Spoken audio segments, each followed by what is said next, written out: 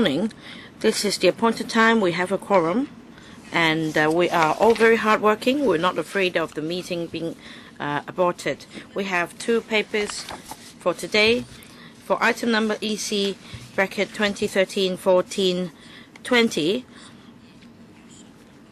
this item was deferred from the last meeting, and the administration supplemented paper number ECI 2013-14-13 for members' reference.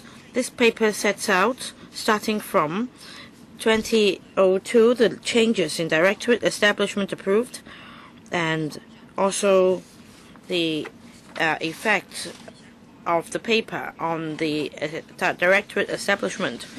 And may I remind members that if for the items to be discussed today, if there are indirect or direct pecuniary interests, members should, in accordance with Rule 83A of the Rules of Procedure, disclose the nature of the interest before they speak. And I also remind members that according to Rule 84 of the Rules of Procedure, the relevant requirements involving voting procedure involving direct pecuniary interest. And the Housing Department is proposing to create a supernumerary post in the Housing Department for 2 years from the 1st of April 2014 to cope with the increased workload relating to the implementation of recommendations arising from the long-term housing strategy review. And for this paper EC 2013-14-20, on the 2nd of December last year and the 6th of January this year, the administration has consulted the Housing Panel of the Legislative Council, and we have in attendance Permanent Secretary for Transport and Housing, Mr. Duncan Pascott, Principal Assistant Secretary for Transport and Housing, Mr. Vincent Tang, and Chairman of the Housing Panel, Mr. Wong Kwok Hing, is not a member of this committee, nor can he attend this meeting. I will, on behalf of the Housing Panel, relate to members the deliberations of the Housing Panel. They discussed the relevant proposals on the 2nd of December last year and the 6th of January this year. Members do not oppose the proposal being submitted to ESC. Some members are concerned that since the LTHS Steering Committee hasn't submitted a report to the administration without knowing the way forward, it may be premature to propose the setting up of a post to cope with the increased workload relating to the long-term housing strategy review. And at the meeting on the 6th of January, members have asked the administration to supply supplementary information to set out in detail the relevant duties of the proposed AOSGC, and the administration has undertaken to provide a list before this meeting is held on the relevant matters as set out in the consultation paper, which will be dealt with by the Housing Department and which will be dealt with by the relevant review. And the supplementary information has been forwarded to members for reference on the 14th of January under paper number CB bracket 1724/1314/01. And we have two members wishing to ask questions, Mr. Wong Kwok Kin and Dr. Kwok Ka-ki, 5 minutes each. Mr. Wong Kwok Kin. Thank you, Madam Chair. I wish to declare, first of all, that I'm a member of the Housing Authority. I don't have any pecuniary interest, but I so declare. I support the creation of this post because apart from the recommendations from the long-term housing strategy review, which have to be followed up on,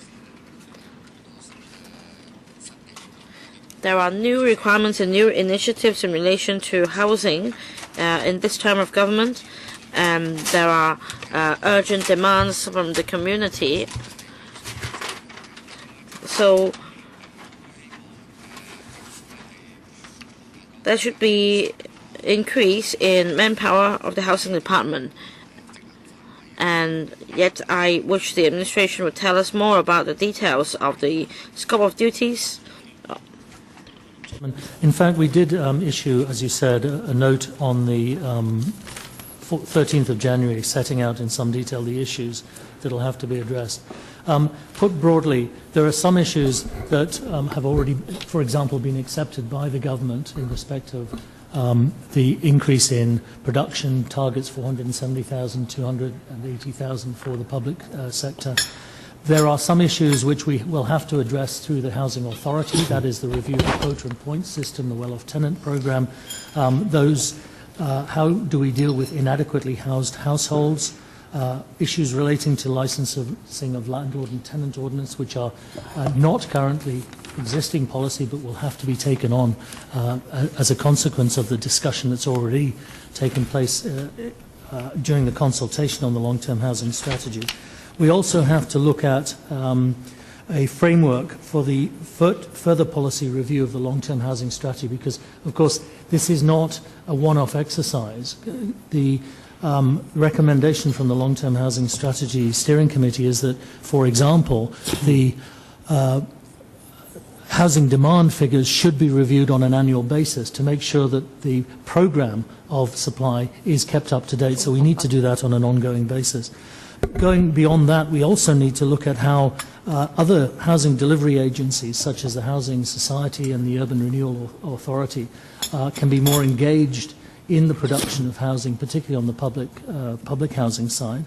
And of course how the private sector might be able to contribute not just to private housing but perhaps also public housing in a form of home ownership scheme of some form. So those are some of the other issues.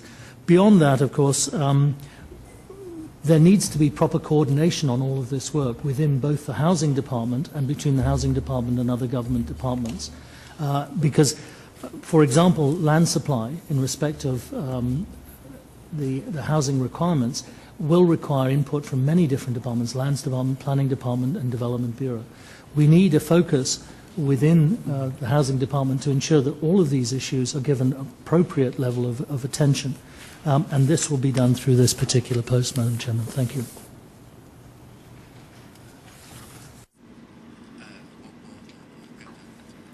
No follow-up, Madam Chair. Dr. Kokaki. Madam Chair, as I always say, with increase in manpower, if you can meet public demands, of course we support the proposal. The question is, the LTHS has issued a paper, and after the first round of consultation, Secretary came out and made some remarks. It seems nothing has changed. The target housing reduction is the same, 470,000, and the public-private mix remains the same. So, first of all, we are disappointed. Secondly, since this administration assumed office, it has all along been according top priority to housing. I don't know, Permanent Secretary, how you understand this point. So I don't know whether there are ways you can explain to this subcommittee in relation to important matters like bringing the housing production forward or increase in housing target or the increase in public housing. Now I emphasize that this is a supernumerary post, it's time limited. So there is a scope. The post will only span 2 years. Can the post help in increasing housing production? And we understand that there are 200,000 on the waiting list, and for the 110,000 households on the waiting list, their demands aren't met, not even until the end of this term. fact, the whole department is dedicated to producing additional units. And in fact, again, we have been able to advance some production already into the first 5 years. We're already working on the second 5 years. So, you know, the existing commitment, leaving aside any additional commitment, is already 179,000. That's already land secured. So what we're now looking at is how do we extend that existing commitment in terms of production of public housing, that's public rental housing, up to the next challenge, which is roughly 280,000 as announced by the Chief Executive. Plus, we also have to increase the home ownership scheme production. It's not just about public rental housing, it's about home ownership scheme as well. And that, as you know, the decision has been taken to increase that from the initial block group of 17,000 to a recurrent requirement of 8,000 per annum in the second 5-year period. That production, that challenge is something that we're already working on, and I will be coming back for members to seek additional technical posts to help us do that. This post is dealing with the policy side of the equation, and that's dealing with things like how do we ensure that well-off tenants are handled properly, because of course if we can take back units from well-off tenants, they are then available for allocation to people on the waiting list. How do we deal with abuse of existing home ownership, public rental housing? Again, if we can remove abuses, we can take those units back. They can also add to the number that can be allocated to people on the waiting list. Beyond that, of course, as I've said in my supplementary note, there are issues relating to subdivided units that we need to look at. For example, during the consultation period, there were many comments about rent control, about security of tenure. These are not things that we've been dealing with in the past. As members are well aware, there is no rent control in Hong Kong. So if we're to look at those in a comprehensive basis, I need the resources to allow us to do that. Beyond that, you're asking about how does this particular post contribute to the production of additional housing. As I said before in my earlier answer, we need to make sure that all of the departments are focused on the priority that this government has been giving to housing. Now, I have no doubt that Development Bureau, Lands Department, Planning Department and the others are working as hard as they can. But there are always issues, and I'm sure members are well aware of this. When we get a particular plot of land, we have to go through a rezoning often. We have to go through district council consultation often. We have to look at issues relating to infrastructure, drainage, sewerage, electricity, etc. All of that needs to be properly coordinated. Now, this post will help me to do that, because the other posts that I'll be seeking separately are dealing with the technical things. They're dealing with, you know, how big, how the plot ratio and what have you. This is a more general approach required to deal with the policy issues. 主席，我問得好清楚。 My question is very clear. I don't know because this answer hasn't been answered by Mr. Pascott. So it seems that this term of government is still not delivering anything. Your time is up. Please wait for your second round because there are still several members on the waiting list. Next, Mr. Pun Siu Ping.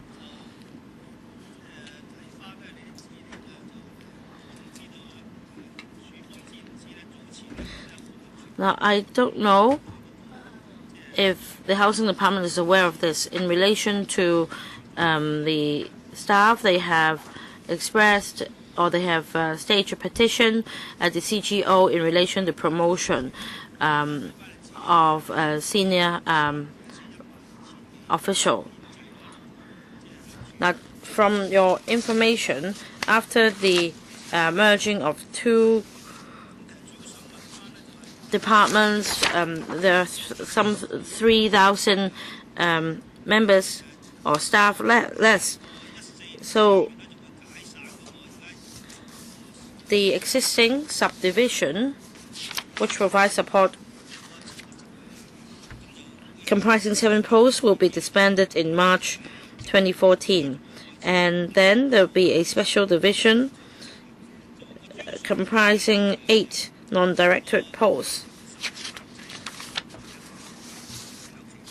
So my question is whether you will further increase the number of posts, because as housing supply increases, theoretically you should also increase manpower.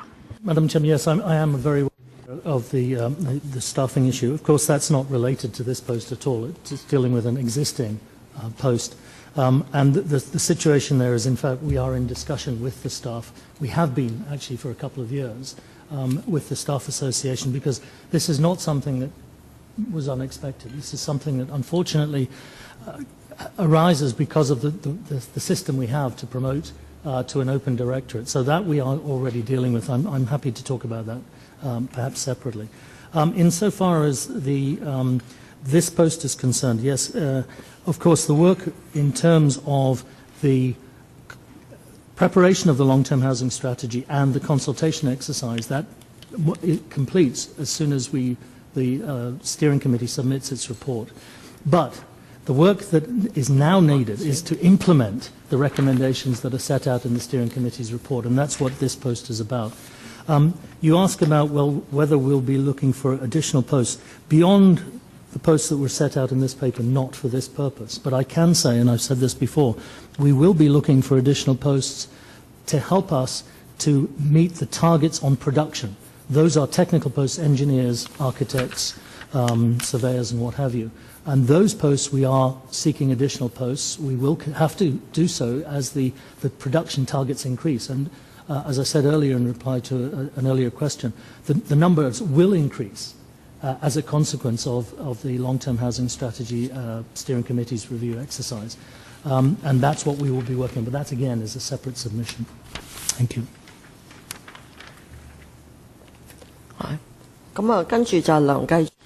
Next, Mr. Kenneth Lam. Thank you, Chairman. I want to declare that I have just retired from the Housing Authority. Now, when the steering committee met, the Housing Department has a secretariat offering many support services. Now, this secretariat has been disbanded. As set out in Para 7, there are 7 posts. And there is a PAS, also responsible to lead the secretariat. I understand that when the steering committee meets, the department offers a lot of support in terms of papers. I have an open mind in relation to this post, but I would like the department to convince me why you need an additional directorate grade post. If you look at the functions and responsibilities of the Housing Authority, the long-term strategy steering committee and the recommendations can also be discussed in the Housing Authority.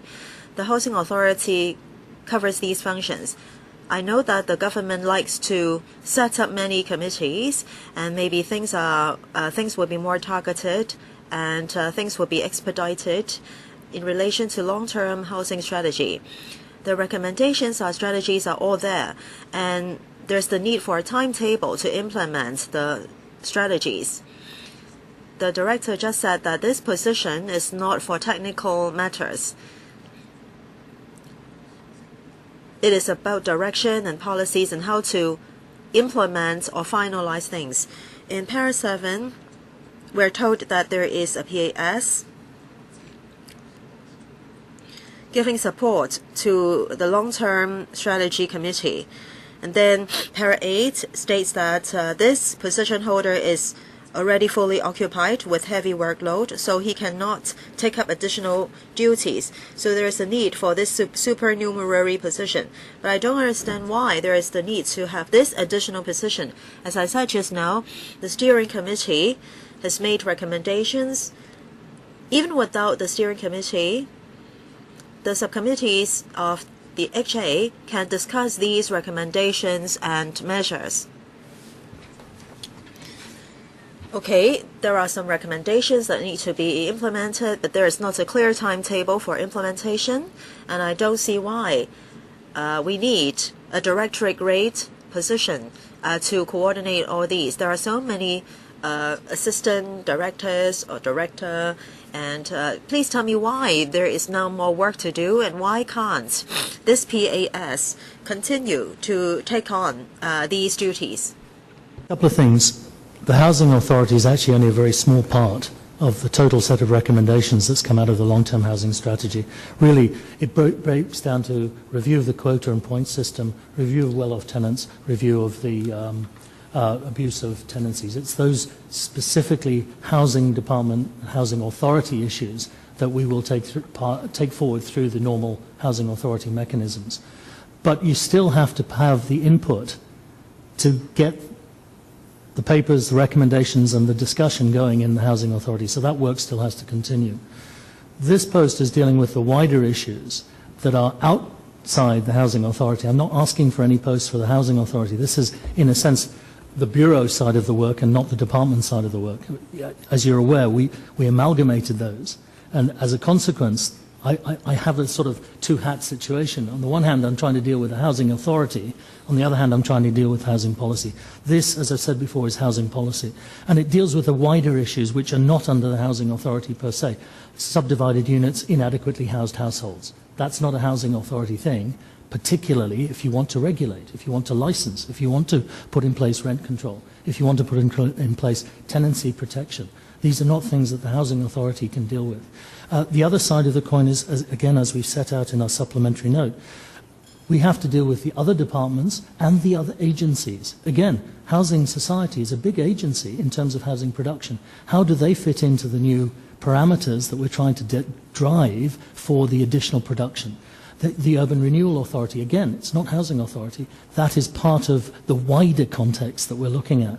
And again, we in the past used to draw on the resources of the private sector participation scheme. That was dropped in 2002. Is that something we should be looking at again? These are the policy areas that this sort of post needs to take on. If I can just take 2 more minutes. The other thing that I need to comment on is that when we're looking at actual production or management or maintenance, that's of course a housing authority, housing department function. But these policy issues don't fall into that area, and that's why we need the additional post. Next, Mr. Chung Kwok Pan. Thank you, Chairman. The steering committee plans that within 10 years, 480,000 housing units will be built. So I think the production won't be 48,000 units per year. So I want to ask the Permanent Secretary, when will there be the peak of completion of housing units? Now, there is a shortage, a very severe shortage of construction workers, and how can we accomplish these figures? Permanent Secretary? Thank you. The Honourable Member is absolutely right. We don't have a flat line of production of the same number every year.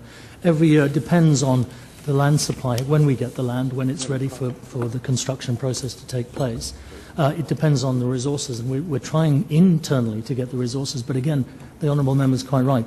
The construction industry as a whole has a very tight situation on manpower. So we are already starting to gear up to increase the production. And as I answered earlier, we're already working towards, even now, before any change, a regular 20,000 per annum just on the public housing, rental housing side.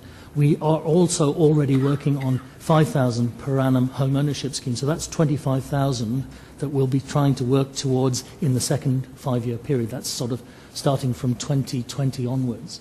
But we need to increase that further, and that's one of the big challenges. I don't know at this stage, because I have not yet seen where the additional land is going to come from and when. And the when is very important. If, for example, I can secure land within the next 2 years, given the 5 to 6 year lead time, then I will be starting to ramp up production by about 2023, 24 onwards. But I honestly haven't got that information just yet. And this is one of the reasons this post becomes very important, because we need to work with the other departments to secure that additional land.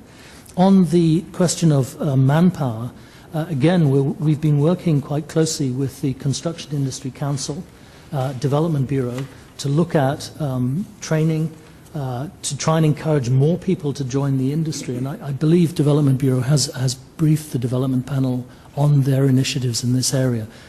So perhaps I won't go into too much detail on that. But I will say, as far as the department is concerned, We, over the last 2 years, have been looking to increase our manpower. We've been able to increase technical staff, that's site staff, engineers, surveyors and what have you, by about 300 posts. We will continue to look at that requirement so that within the department we have the capability to produce that number. And then in terms of the private contractors that help us to actually do the building side, we're also working with those contractors to try and make sure they have the resources. But I'll be honest with you, it is going to be very tough because of this additional production that we have to produce.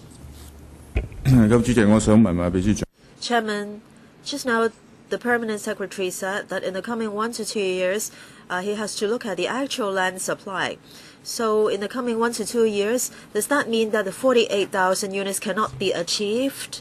And in the 4th and 5th year, perhaps there will be gradual completion. Then during that time, every year there won't be 48,000. There will be 60,000 or 70,000 units supply. Let me perhaps make it clear. The 470,000 total over 10 years comprises both public and private. As far as the public sector is concerned, the target is actually about 280,000 over that 10-year period. We're already building 179,000. So the additional that we need to produce is about 100,000, between 80 and 100,000. That comprises both public rental and home ownership scheme. The production lead time, the time it takes from getting a piece of land to completing the building, depends on rezoning and what have you, but we're trying to reduce it to about 5 years. So I can say absolutely the current 5-year target is already set. There's almost nothing I can do. I may be able to bring a few into the 5th year. So what we're now looking at is the second 5-year target, and that's where the additional will have to come in. Talking of the private sector, which is obviously somewhat different, the government's commitment for the private sector is to produce 20,000, sufficient land for the private sector to produce 20,000 units on average during an annual basis. And that target is something that Development Bureau is looking at, and we are working with them to make sure that when you have whole land supply, we have the right proportion, 60% for public housing and 40% for private housing, as recommended by the steering committee. So yes, it's the second 5-year period where the additional land needs to be produced and the additional public housing has to be built. Okay, it's my turn. Permanent Secretary. Now you have explained a lot about the housing construction plan. In the paper you said that you will create 8 non-directorate posts with time limit. But then in the housing department for non-directorate staff members, they said that the workload has increased a lot with a very stringent timetable. They're of the view that workload is very heavy, they have a very tough time. For non-directorate posts, there's a lack of manpower in many areas. So what non-directorate posts are you going to create, and which area of work will be most tight? For the lands department, well, they had also said that there is a shortage of manpower. So for the housing department, can you elaborate on how you're going to handle these non-directorate positions? Chairman, yes. I think the posts that we're talking about here are related to this policy exercise, but we have a much bigger program of post creation in terms of our production, and that's for the construction and development section, and for our maintenance and management sections. As I said, the last couple of years we've managed to create around 300 posts, extra posts in those two areas. The majority, probably 90%, have been on the construction side. We're also looking to create additional posts this year through the RAE process, and I can anticipate having to create further posts in following years as well. But what we've done is we've consciously looked at the flow of our construction program. So clearly what we need in the first phase are people who are dealing with planning, who are dealing with that sort of initial work. The second phase, which is where we are now, is the substructure. That's the geotechnical works, it's foundation works. We're now getting into the superstructure works, and that's where the next tranche of staff will have to be sought. And then beyond that, we go into maintenance and management. So we've taken a conscious decision that while we know what the total number should be, we should do it on a phased basis, because obviously we don't want people in post that are not actually yet needed for that particular function. Obviously, we now need to look at that again because of the new targets that we've been given as a result of the Long-Term Housing Strategy Steering Committee exercise. So we will be doing that, and we'll be working with Civil Service Bureau, Financial Services and the Treasury Bureau to look at what the additional resources are. But I can say that the staff have been magnificent. They've taken on additional work. They are under huge pressure, I have to say, because of the need to deliver these additional units. And they understand. But they can't be expected to just continue to take on this work without some relief, and it's the relief that we're trying to work on at the moment. So, Permanent Secretary, you're creating so many non-directorate posts. How many will be of a more senior rank? How many will be more at an entry level? And will there be sufficient training from post-secondary institutions? Yes, in fact, almost all of the posts that we're talking about are professional or semi-professional posts. So they need to be, for the purposes, for example, of working on our building sites, they need to be trade tested. They need to have the skill set to be able to work on those sites. We do have an apprenticeship arrangement within the department where we can bring people in and train them up ourselves, so we will be dealing with that as well. I'm not offhand, I honestly don't have the proportion between senior staff and junior staff, but I can say that as far as directorate staff, over the last 2 years we've only created, I think, 5 directorate posts, and we're seeking another 3 this year. The rest are professional grade, senior professional grade staff. In terms of training, as I said earlier in reply to an earlier question, we are also working with the Construction Industry Council and the tertiary institutions to try and ensure that we do have people of the right caliber. But I'll be honest, I'm having to poach people from the private sector, from other government departments, and I'm not very popular because of that. All right, next, second round, Dr. Kokaki. Madam Chair, well, I'm just trying to help the administration. I'm allowing you to explain. Actually, in para 11, para 12 of your paper in relation to the duties of the supernumerary post, in para 11, he's responsible for some review, and the para 12, well, everything seems to be not technical work. Coming back to the point about subdivided units. Now, about the issues discussed, this is not helping the tenants at all, because many of the SU tenants are on the waiting list, and it seems that you're driving them away to the streets. And rent control, well, don't cheat us. It's just a lot of hot air, right? So how can you help these tenants in subdivided units so that they can live in PRH sooner? And how can you allow, or how can you release more units through, the different PRH policies, like well-off tenants, well-off tenant policies? Some may be encouraged to buy HOS so that more PRH flats can be available, and it seems that you have delivered nothing. If this is your answer, then we don't need this post, because the most important thing is not Housing Department but Development Bureau, which is responsible for finding land. Should the post be created under Development Bureau? Because in the long term, this is not Quite right. This is not a technical post, it's a policy post. As I said, we're dealing with the technical posts separately, and we'll be coming back on those posts. As far as helping tenants in subdivided units, I've said this many times, I'm sure the honourable members heard me, the best solution is to produce more units. Absolutely, and that's where our priority must lie. Anything else, be it rent control, be it tenancy protection and stuff, that still does not help us unless we have in place some sort of regulation and licensing to improve the condition in subdivided units.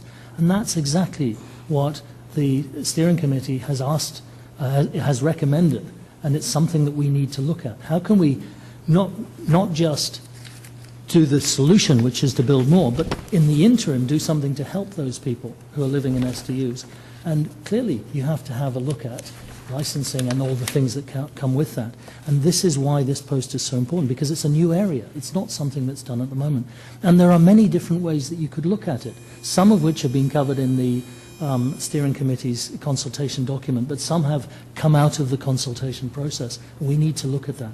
The other thing, of course, is that in terms of encouraging our existing tenants to move out, you're absolutely right. If we can encourage people to move out, be it to buy home ownership scheme units and give them a way out, recreate the ladder, that then does free up units for people to come in off the waiting list.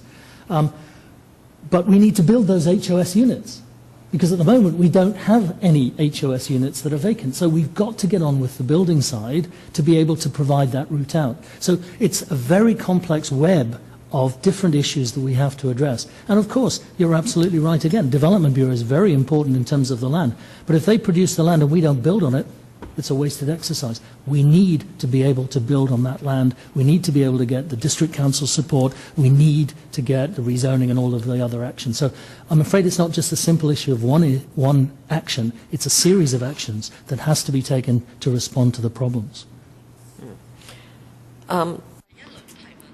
First round, Mr. Leung Kwok Hong. 5 minutes. Madam Chair, this is a political issue, so it's really difficult. Well, soon after Mr. C.Y. Leung assumed office, Mrs. Carrie Lam, the Chief Secretary for Administration, said that something must be done to improve the situation about subdivided units. And after a year, she said that it's not possible to, say, utilize industrial buildings in providing, say, 10,000 units. The Development Bureau said that the cost was too high. So this is not the first time you've promised to do something, but it's not done. Well, it's like he said that he's C.Y. Leung, he has been made aware of the problem. He has asked that something must be done.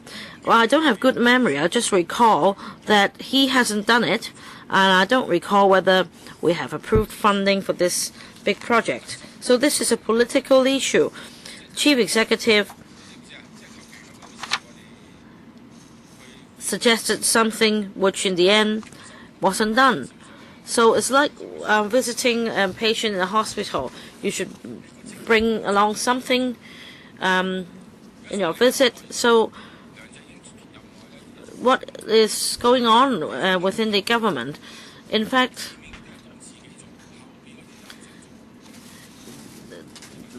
there are initiatives before his administration, and then what he proposes cannot be done. So I won't blame you. You talk about the private sector and the developers. How can you compel them to do what you say? During the CH Tong era, well, there were also proposals. If you increase the production to 50,000, what happened? The market collapsed. So the first question is, how can you rein in the property developers? Are you going to give them money or stage protests to give them pressure? So this is an administrative issue. You believe you can achieve the target, so you're asking us for money. But the problem is it true? Because it's not consistent. Sometimes you talk about infill sites. Any funding for infill building blocks? You're always right in saying this. Much of the work involves lobbying and consultation. So, politically speaking, the chief executive can't lobby any support, just like the Kai-Tak site. It's not consistent. At one time, it was said that you should build more housing, and then at another time, you said that there should be a link. So I won't blame you. It's the problem with the chief executive and his subordinates. Like this, they just can't. They can't do anything but remain silent like this. So this is the problem with the central policies and the problem with the chief executive. So how can we approve funding? This is a serious problem. And let me be frank, I just come down and listen to the discussion. I haven't read the paper. Let's consider what C.Y. Leung has promised and what hasn't been delivered. And what about the sites promised to be delivered? If finding land is the work of Mr. Paul Chan, well, Mr. Paul Chan has disappeared. Where is he? About his accountancy profession, well, the European Union has made some remarks. So I'm not going to approve funding because I think this is a political issue.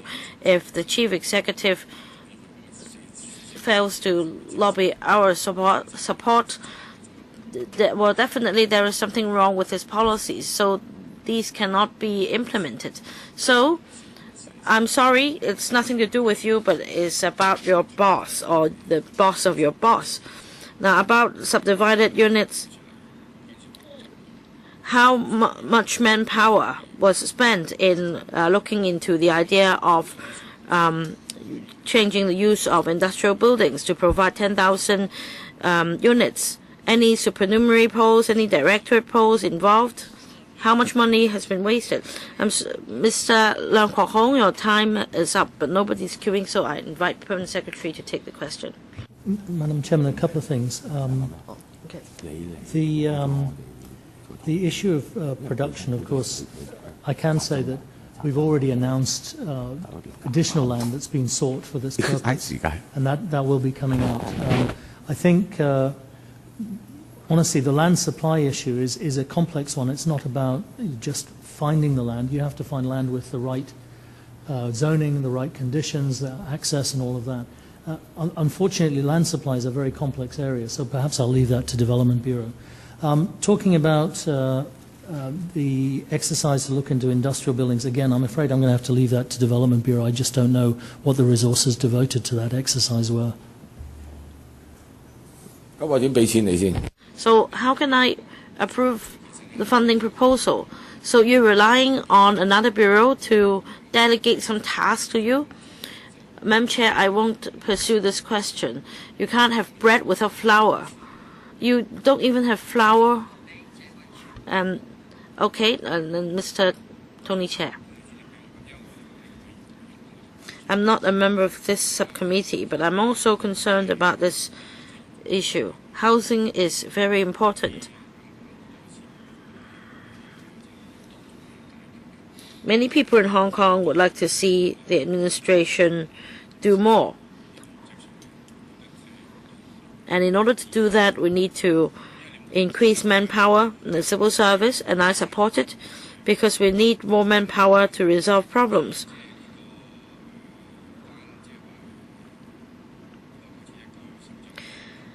Now, on the creation of the supernumerary AOS GC post, I have some questions.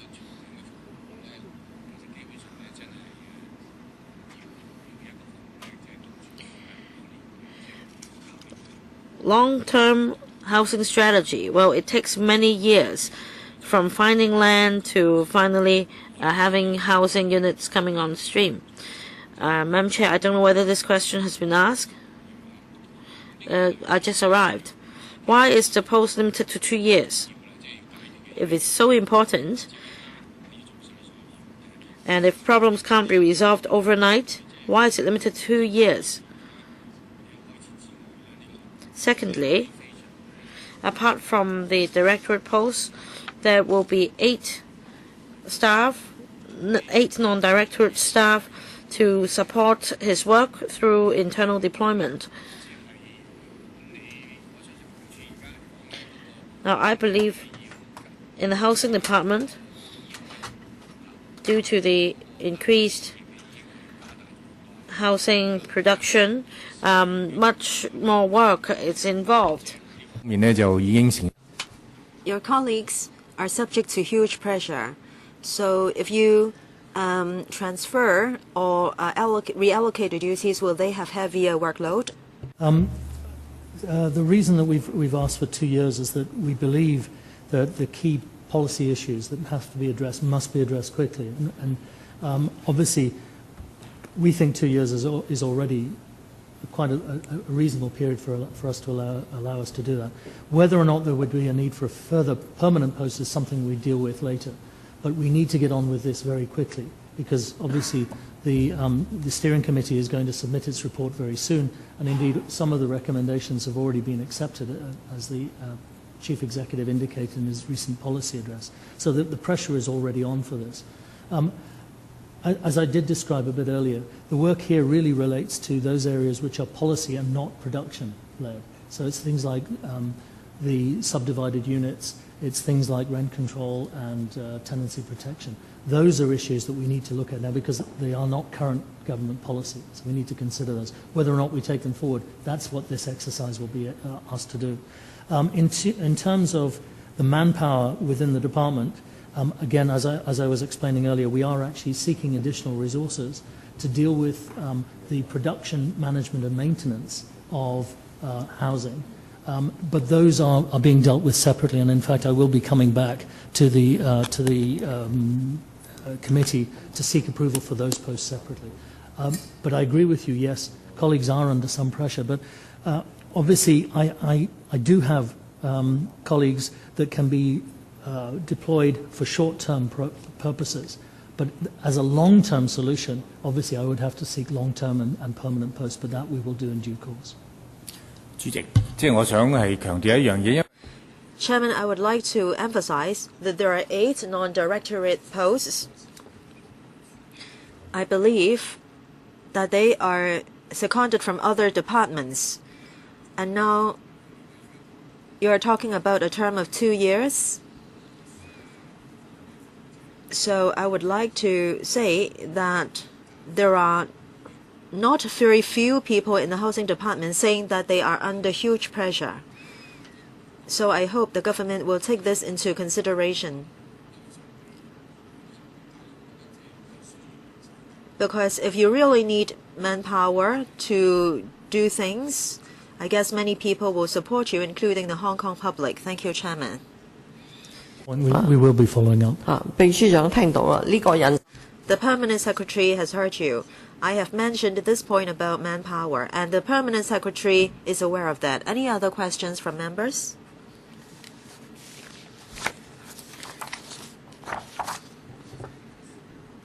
How much time has been wasted? How much money has been spent on subdivided units, Permanent Secretary? How are you going to deal with subdivided units? Madam Chairman, the recommendations in the long-term housing strategy steering committee's report deal with a number of different channels that we need to look at. They've addressed, for example, this question of licensing or regulation. And now, licensing could take the form of licensing of individual units. It could take the form of registration of landlords. It could take the form of a mix of both landlord registration and licensing. So that's one area that we need to consider. Another area is if you put in place some form of licensing, in order to protect the tenants, should there be rent control in respect of those tenancies that are licensed? That's another area we need to look at because, as you know, we don't have rent control at the present time. Right. A third area is tenancy protection because clearly if you have rent control then you also have to protect the tenants. So that's another area that has been addressed in the context of the consultation exercise. These are the things that we need to look at. Chairman, I think he has misunderstood. Now you are a member of EXCO. Mrs. Carrie Lam and Mr. Paul Chan said that they have to work on subdivided units. They promised to Hong Kong public that they will redevelop industrial buildings so that 10,000 units can be made available, so that tenants in subdivided units can move there. They can have a better living environment. Later, they announced that this plan will be abolished because it's not feasible. There are problems with the law and there are problems with redevelopment. The cost effectiveness will be low, even spending a lot of money. For sure, this will mean a lot of cost. So how much money have you spent and how much money did they spend? Mr. Zhao Wei-chun had made a correct point. You asked them to do something, however, it's futile. You will feel frustrated, and it's a laughing stock here in Hong Kong.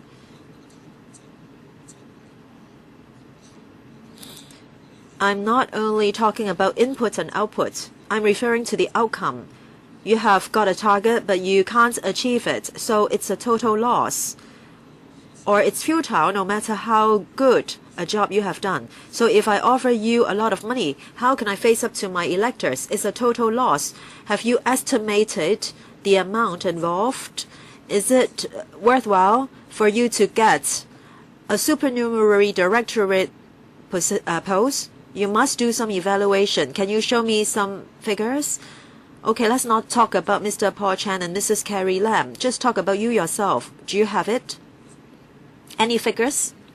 Permanent Secretary? Before, the work to regulate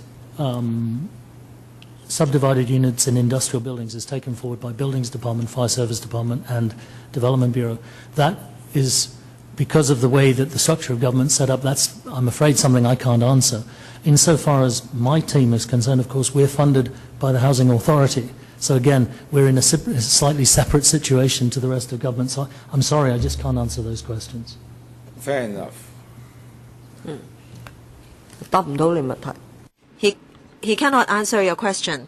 I guess what he has in mind is not equal to what you have in mind. Any other questions from members? If not, I will put this item to the vote. Those in favor, hands up, please. Those against?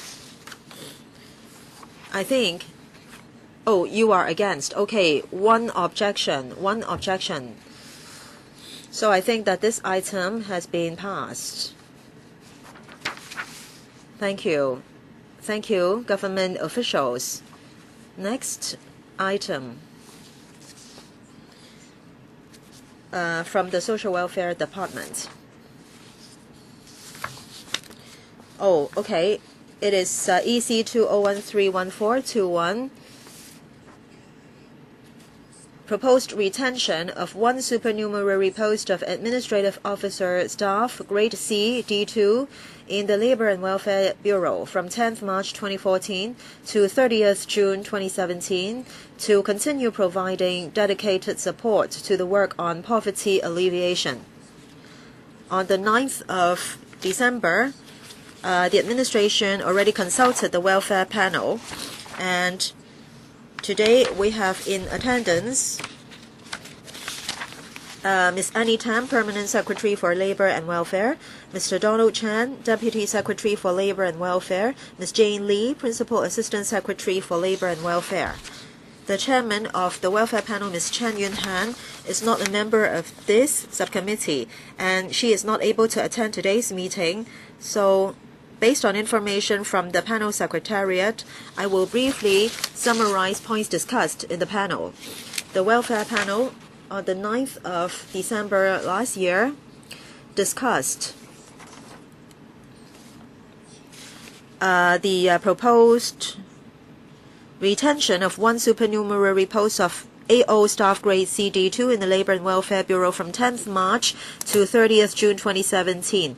Members are in principle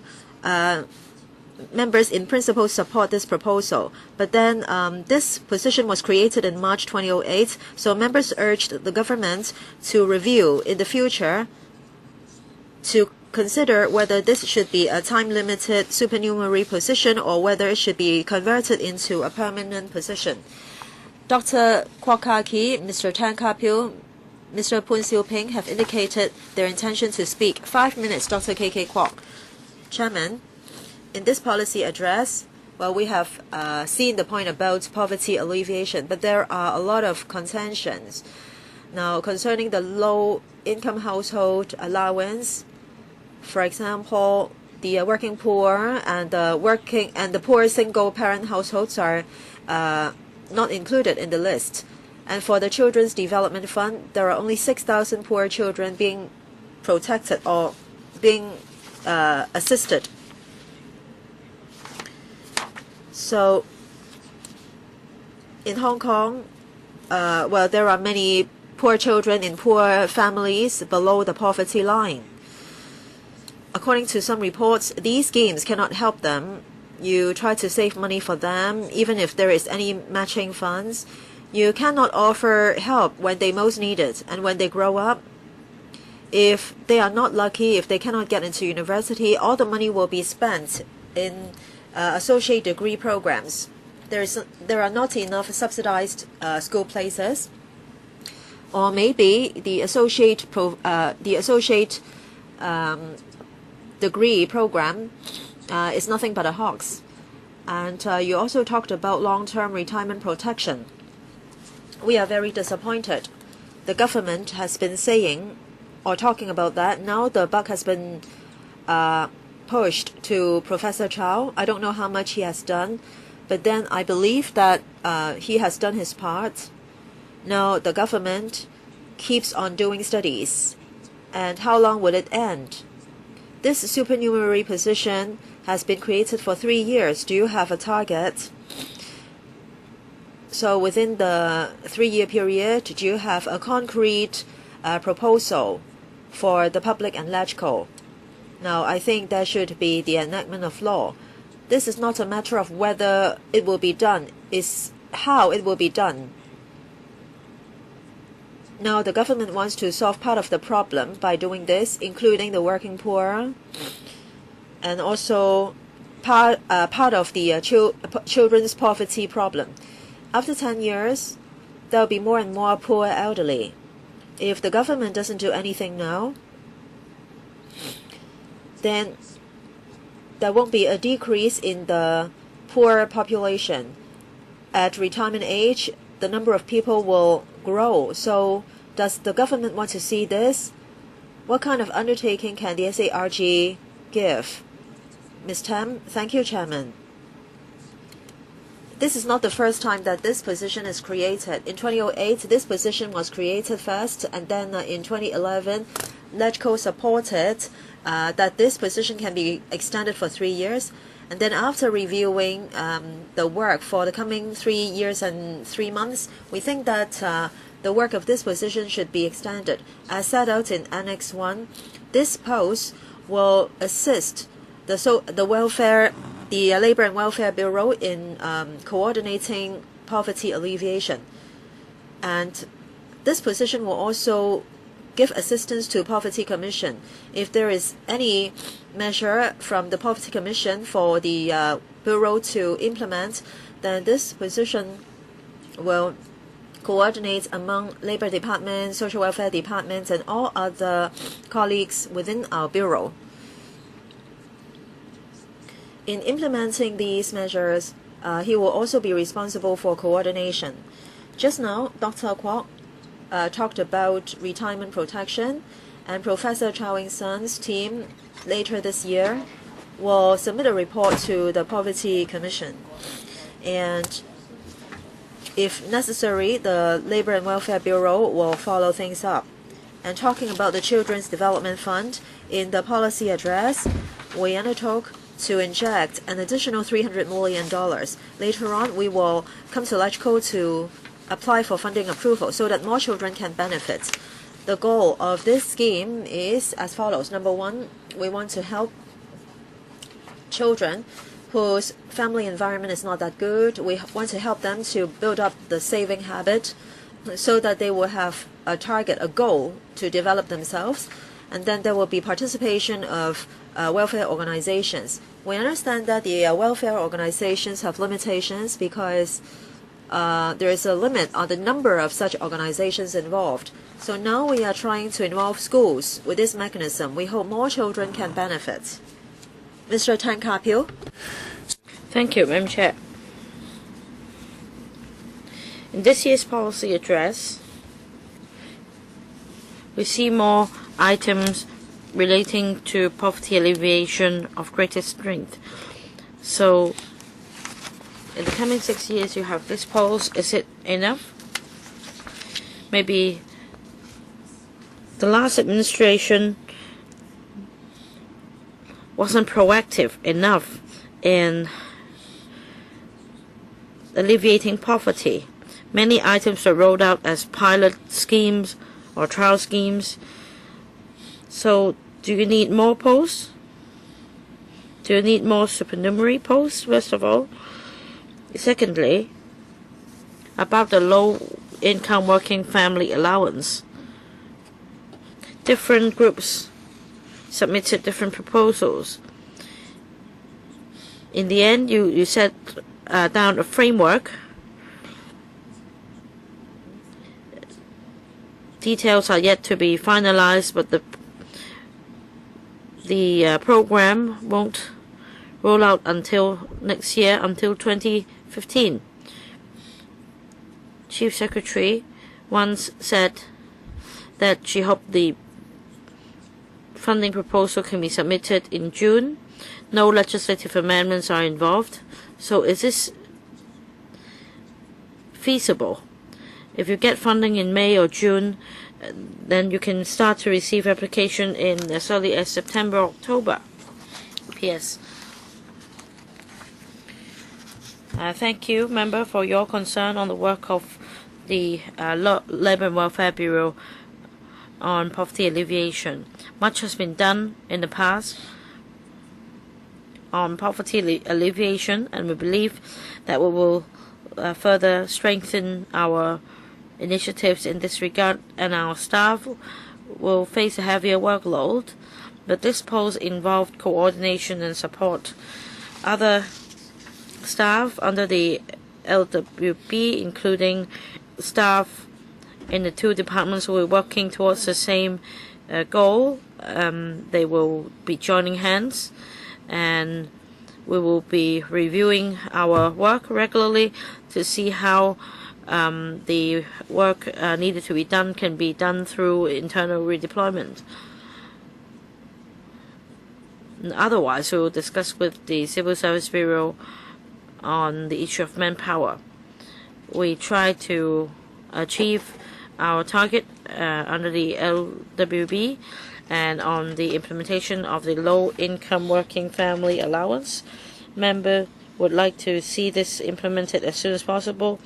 The Chief Executive announces his policy address that this is a new and important initiative, and we need to be thorough in considering all aspects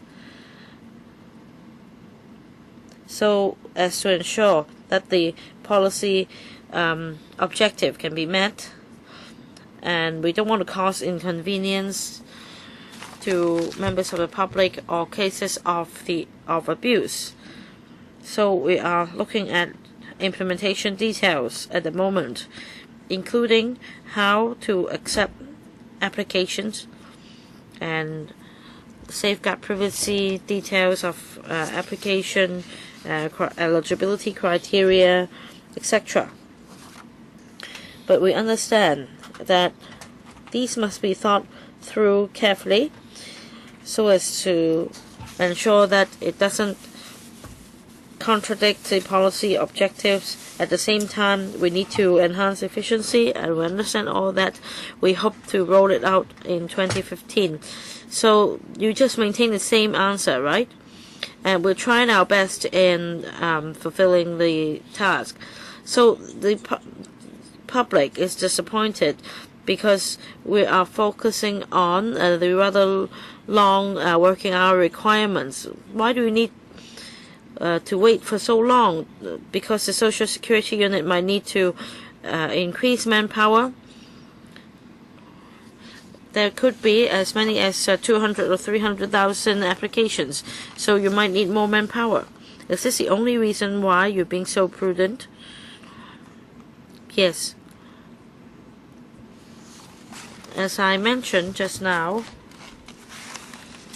we need to do some advanced work in relation to initiatives like these. We need to design the framework, etc. And I mentioned some of the tasks involved in relation to the arrangements of field units and manpower. All these have to be taken into account. Mr. Peng. Thank you, Madam Chair. It's difficult not to approve funding for this creation of supernumerary posts. There are questions on why this should be supernumerary instead of permanent posts, and this post will last till 2017, beyond the CY allowance term. And my question is this.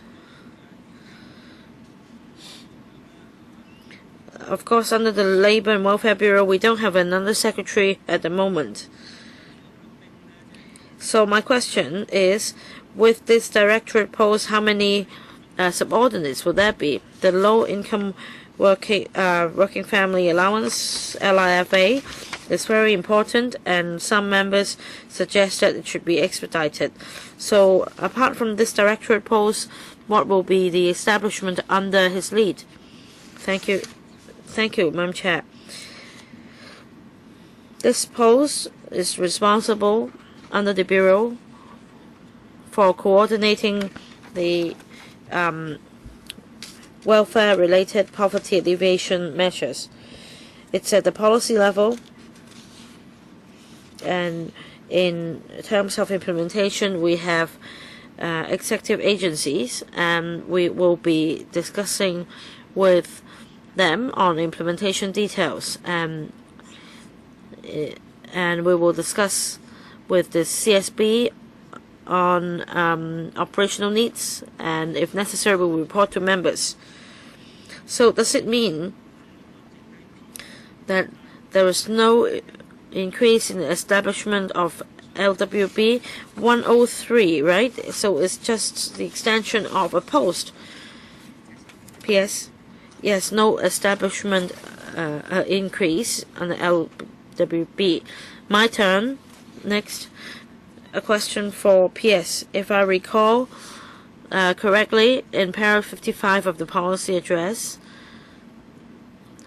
the chief executive mentioned that apart from the poverty line, there should be another line or half a line. So it's instead of 50% of the MMDHI, it might be 60%. But this is rare. It might apply to public rental housing applications or CSSA. Some may say that this is not the most suitable line, and then another line has to be drawn. If the gap is too narrow, with a difference of just 500 or 600, what's the difference? Some critics say that this might actually cause downward mobility. So what is the purpose of that? In relation to the design of the low-income working family allowance, there have been discussions by the COP and the task force under COP on the assessment of income limit. The COP considers that MMDHI must be considered the median household income, and for households with income slightly above the median, would we considered for prevention of poverty, a half subsidy can be given to these households. This is mentioned in the policy address, and as mentioned by Madam Chair, this is for the purpose of preventing these households from moving downwards and relying on CSSA, and we consider these principles in our design. Permanent Secretary, I'm still very concerned. This is a bad precedent in the future in terms of all welfare schemes of the government. Some may say that in order for them to stand to benefit, you may wish to draw another line. In terms of the objective of low-income working family allowance and other considerations, this is an arrangement. It will not affect the CSSA or other forms of government subsidies or public services and their arrangements. About this half a line, have you come up with the details? I'm not a member of the COP. When can you announce the semi-line to us? At present, it's set at 50% of the median monthly household domestic income. If this criterion is met, together with other conditions like working hour requirements and income and asset limits, if all these criteria are met, the household will be eligible. If the income is at 50 to 60%, only half subsidy can be, or half grant can be given. So please closely monitor and assess its impact on downward mobility. Okay, I made it clear it's not upward but downward mobility. Next, Mr. Yu Si-wing. I support the creation of this post. Poverty alleviation is a long-term task, and yet the administration is proposing to create this post of about 3 years and 3 months before they decide whether this post will be extended or turned permanent. I think this is too passive. The COP has now been established, and so you create a post. And after some time, when the work of COP concludes, the task or this post will come to an end. So I also agree with Mr. Poon Sil Peng. Why don't you turn this post into a permanent post, so that that colleague would understand his responsibilities, so that it can be sustainable. So it's a very passive role. The responsibilities are not clear.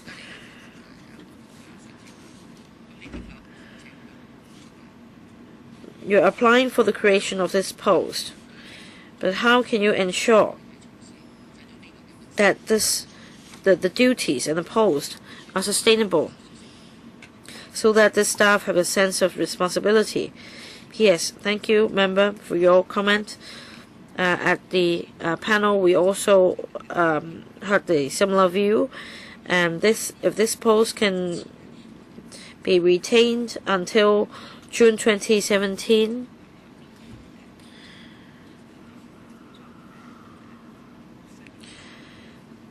we will consider a holistic. We will conduct a holistic review on the resources needed for poverty alleviation and welfare-related policies under Labour and Welfare Bureau, including, overall speaking, the establishment, the number of posts, and the whether they should be time-limited or permanent posts. If necessary, we will apply for funding again.